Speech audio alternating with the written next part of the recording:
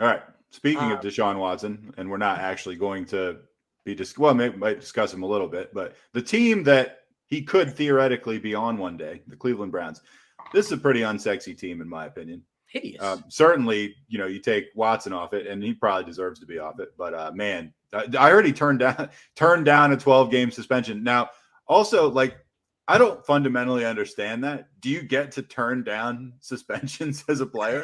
Like, it's like, I mean, I don't get it.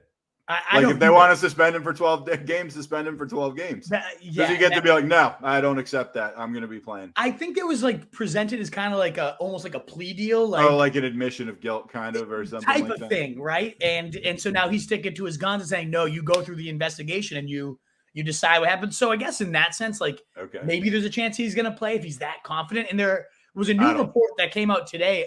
One of the Suns, CJ was like, this guy must have the Wolves' best ball teams in mind, because apparently one of the sons of one of the accusers has like a recording of his mom say, like, she was very complimentary of Deshaun Watson apparently after the massage, but then she saw all the firestorm starting, so she decided to jump in on it. She dialed it back.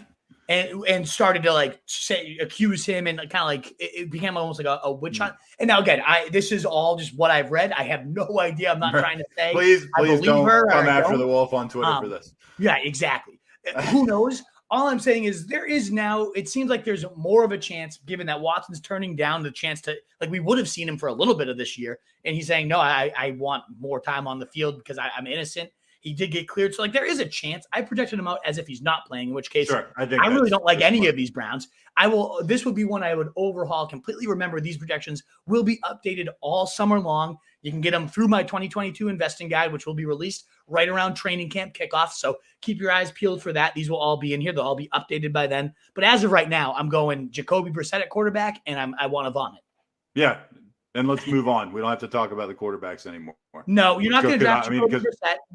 If Watson's playing, he's going to be a top 10 quarterback. He always has been. So if he comes back and he plays, then we'll do a whole episode on him.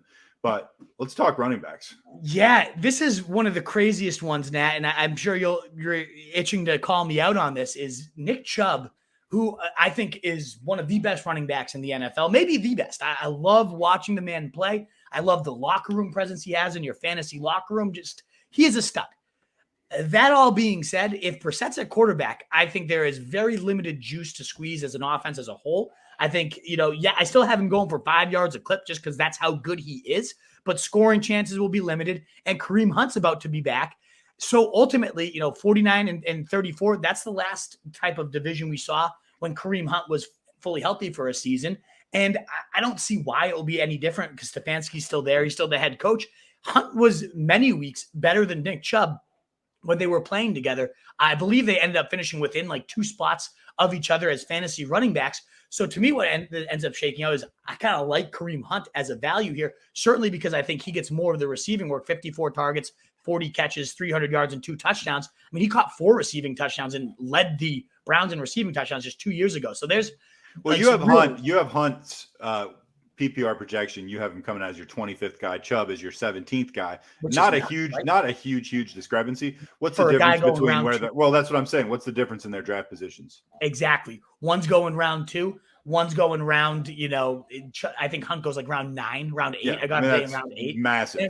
Massive difference. And I had been drafting Chubb, one with, thinking Watson's going to be playing, just peppering him. But as round 2 running back, he's a complete fade for me, which just feels, again, so weird to say. As a guy has 13, 41, and 8 touchdowns, like that seems like a really good stat line. It's the complete lack of receiving work. And again, the lack of receiving work. We talked about this yesterday. There's a real cap on what these guys can do. I said, aside from Derrick Henry scoring 18 touchdowns and rushing for 2,000 yards, there's not as much value for these guys as we reflexively think. It doesn't reflect his ability. And I'm not really coming after you for this, by the way. I think Chubb's great, but I think the way that you assessed it is correct. And I think these numbers are probably, I don't know, pretty close to accurate. Yeah, I'm coming at myself in a way because, again, I'm just like, I love Nick Chubb beyond all belief, and this is how I feel, I guess. So, yeah, down on him. 26% target share is one of the highest in the league for Amari Cooper, but it only amounts to 129 targets because it's one of the lowest aerial pies. Beyond him, 11, 13. There's nobody else really interesting 11%. Think about how much you liked Donovan Peoples-Jones when you thought that Deshaun Watson was going to be. Loved him. You loved him. He And was Cooper. my highest owned best ball player, most exposed or whatever the term is there. I had him more than any now other Deshaun player. Watson's your most exposed. It's not any, yeah. But yeah, Donovan Peoples-Jones, I have no interest in. Like even with Baker last year, he had a couple 30-point days. So like on the teams I have him on, I'm like, well, all right, whatever. I'm certainly not seeking him out anymore. I haven't drafted him since the news came out that Deshaun Watson was likely to be out for the year. He'll have a couple 25, 30-point days. So he'll get in a couple best ball weeks there. Otherwise, he's useless. I don't want to draft him anymore. Should Watson come back, one of the best deep ball throwers in the league, I'll go right back to the well and start drafting Donovan Peoples-Jones everywhere. But yeah, there was a time when he was literally my most owned player. When we did our first best ball together, he was your guy that you had the most in. And it's why we call it the Roto Street. That's why we have it the stock market, Roto Street Journal. Values change. And this was one that changed, unfortunately, for me very, very drastically. Cooper, again, 129, but like I did it out, and Jacoby Brissett's never had a receiver finish above the top 30. Waddle was mediocre in the games that Brissett had to play last year. T.Y. Hilton went from a top 15 guy to a bottom 30 guy.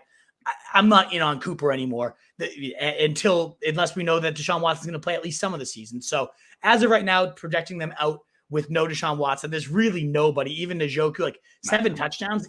No way. Like he's not going to catch 7 touchdowns. So I'm going to change that to, maybe 4 touchdowns. Like I don't 7% touchdown rate, like 3 touchdowns. That seems way more accurate than 7, honestly. Right. Well, then we don't need to talk about him anymore.